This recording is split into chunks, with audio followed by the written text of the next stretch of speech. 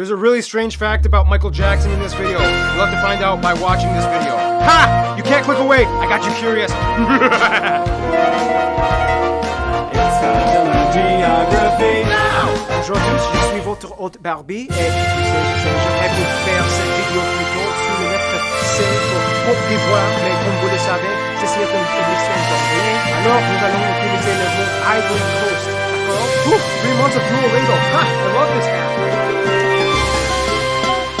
Now, if you don't know anything about Ivory Coast, basically it's like Ghana's French-speaking rival in the land of chocolate. So anyway, the Ivory Coast is located in West Africa, bordered by 5 other countries and the Gulf of Guinea to the south. The country is divided into 12 districts plus 2 district-level autonomous cities. Each of these cities is kind of considered like a capital, making Ivory Coast a dual capital country. The first one being Abidjan, the largest city along the coast, known as the economic capital. Yamoussoukro, the political capital with all the government buildings, which was deliberately built to centralize the location of political power. The weird thing is, although the cities have mayors, since 2011, the 12 non-autonomous districts still have yet to appoint governors. So technically, by legal definition, the districts are more like theoretical entities rather than actual functioning ones. And if you really think about it, that kind of means they don't actually exist. It's like, hey, let's split this pie.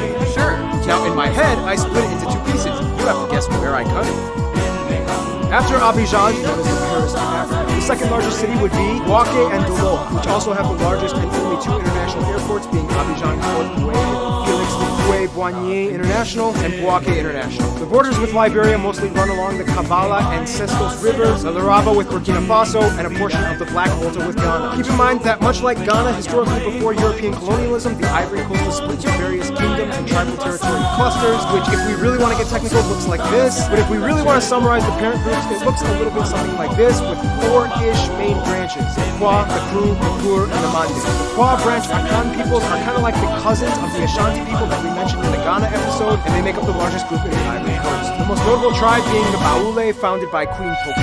Oh, and at one point in the late 60s, the Sanwi people tried to break away and become independent, and I'm not even joking, they declared Michael Jackson to be their king in 1992. So if there's one thing you need to take away from this episode, it's that Michael Jackson literally was a king in Africa. Anyway, surprisingly, the country doesn't really have any offshore islands or islets. The only real islands can be found around Abidjan Lagoon. The cool thing, though, is that most of Ivory Coast's coasts, that sounds a little weird, has wonderful open, unspoiled beaches. The bad news is, almost all of it is inaccessible due to the choppy river estuaries and lack of natural ports hindering the development of beach towns. That means that other than Abidjan, there are virtually no coastal roads. Otherwise, some top notable sites of the Ivory Coast might include places like any of the national parks, like the largest one, Omoe, St. Paul's Cathedral, the Civilian Museum, Crocodile House, Jardin Botanique de Pinaville, Paradisia Abidjan. Cassandra has a ton of historical buildings and monuments, the beaches of Grand Bassam, the waterfalls at Man, the Pyramid Building, and finally the Basilique Notre-Dame de la Paix, or the Basilica of Our Lady of Peace, the largest basilica in the world, larger than St. Peter's in the Vatican. Sweet, I think that just about covers all of it. And speaking of sweet, let's get chopped.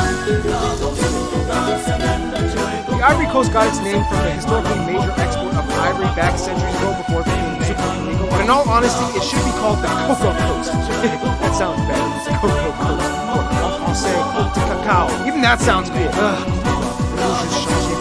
Anyway, the Ivory Coast lies in sub-Saharan Africa, and much like all the other West African countries, the land is mostly flat with undulating plains in the south, lush tropical forests, whereas the northern regions are drier and semi-arid savannas and grasslands. Basically, by the coast, humid most. Northward bound, drier ground. Keep in mind that rule doesn't apply everywhere. Namibia be like, by the coast, dry, northward, drier. As mentioned before, the highest point in the west is Mount Nimba, which is basically the African version of South America's Mount Roraima, which is like the peak shared by 3 countries. The country is fed by 3 main rivers and their estuaries, the Sandra, Kamoe, and the longest river, the Bandama, which flows into the largest lake in the central part of the country, Lake Kusu, which was artificially created after the Kusu Dam was built on the river in 1963. Because water is pretty much everywhere, this allows Ivory Coast to flourish in flora and fauna, with over 1,200 animal species and 4,700 plants, everything from jackals, monkeys, chameleons, panthers, pygmy hippopotami, and the national animal, the African elephant, can be found. Despite the abundance of water, only about 10% of the land is arable, and about a third of the country is forested. Nonetheless, 75% of the workforce uses that arable land to grow everything from coffee, oil palms, rubber, and their pride and joy, the national crop that they are the #1 producer in the world, cocoa. Since they export so much, about 25% of all exports in total, chances Chances are, without even knowing it, you may have already eaten some kind of chocolate confection made from cocoa grown here. It's such a common commodity that half the time farmers don't even know what it's used for. They've never had chocolate. They just grow it because they know it's an in-demand product. Be Pro Metropolis did a great video showing a cocoa farmer who tried chocolate for the first time.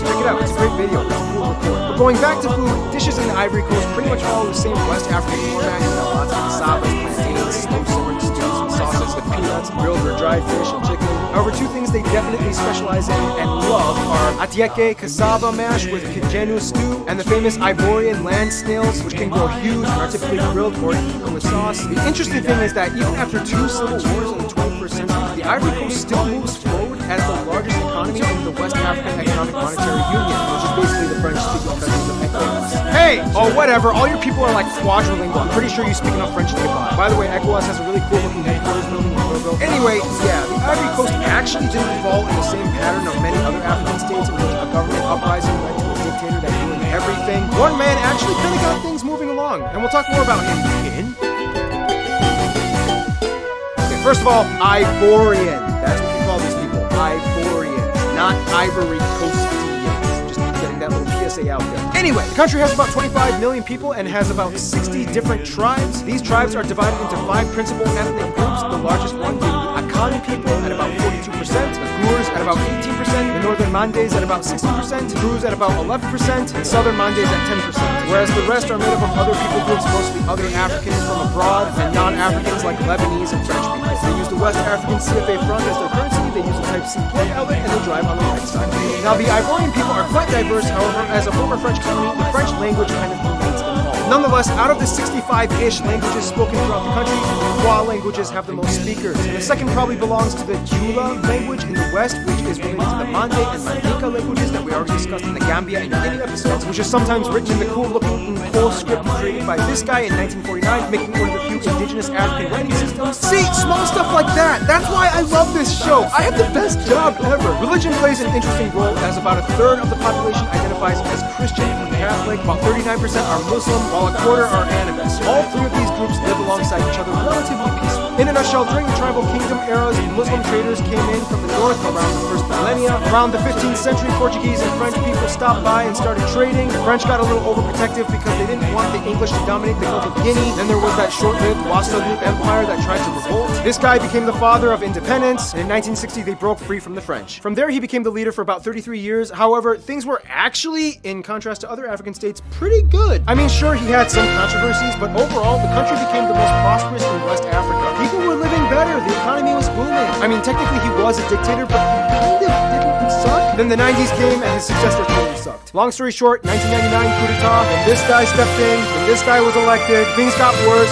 2002 civil war, things got worse, 2010 elections, this guy was voted in. And there was a short second civil war, but then things kind of calmed down and the economy was back in booming. It's weird, it's like the whole time all these wars were happening, they were still maintaining composure and doing international business. And that's kind of the theme of the Ivory Coast. A little war can't hurt them. After President Ouattara took over, he actually did kind of a good job doubling the infrastructure budget from 15% to over 30%, and the economy grew at its peak at around 9% regularly. They were like, look people, we don't have time for this. Which one do you like? Guns or money?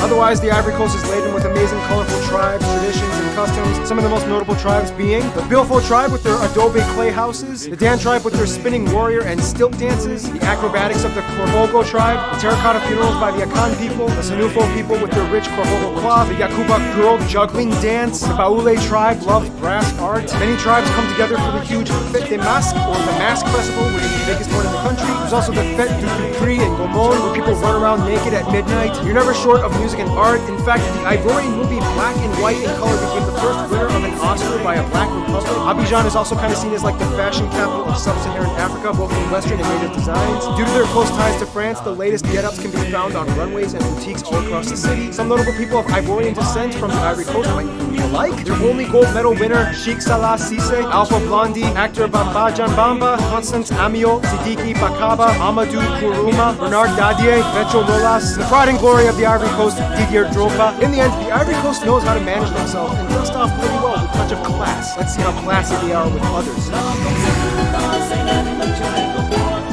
surprise, the Ivory Coast is a West African powerhouse that has high position of authority and influence in the region. First of all, the country generally gets along with the other francophone neighbors around them, especially landlocked Burkina Faso and Mali, as they kind of act as like the gateway to the ocean for them and their trade needs. Ghana is like their closest frenemy. They share some of the same tribes and people groups. Business is always moving back and forth between them. But when it comes to regional dominance, the Ivory Coast will never hesitate to push Ghana out of the spotlight. There was even that time in the 90s when a riot broke out over a soccer match between the two. When it comes to their best friends, however, surprisingly, many might say France. The Ivory Coast has always had like a privileged role as like the jewel of France's African relations. Their founding father insisted relations be maintained, presidents have visited each other, their militaries have cooperated in conflicts, numerous citizens on both sides have immigrated to each other's countries, and they love sharing everything from cuisine to the latest fall fashion. In conclusion, the Ivory Coast kind of fell into a reputation crisis in which they were like, look guys, we were doing so well for decades, we are not going to end up like all the other African countries that let war destroy them. Now shut up and start making money. Stay tuned, Jamaica is